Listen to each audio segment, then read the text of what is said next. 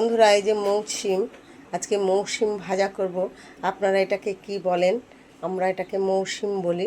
এত বড় বন্ধুরা, এটা ভাজা করব আলু দিয়ে। তেল গরম হয়ে গেছে, দিয়ে দিচ্ছি কালো জিরে আর শুকনো লঙ্কা। এখন মৌসিমটা ভেজে নেব। দিয়ে দিচ্ছি আলু আর মৌসিম।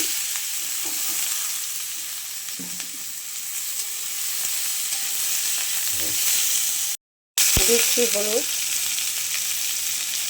আর দিয়ে দিচ্ছি লবণ।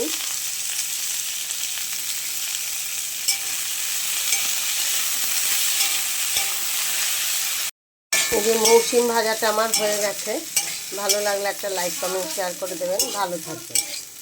ভিডিওটা দেখার জন্য অসংখ্য ধন্যবাদ। মৌসিম বাটাও খাওয়া যায় বন্ধুরা, আমি মৌসিম বাটাও খাই। রাখছি, টাটা।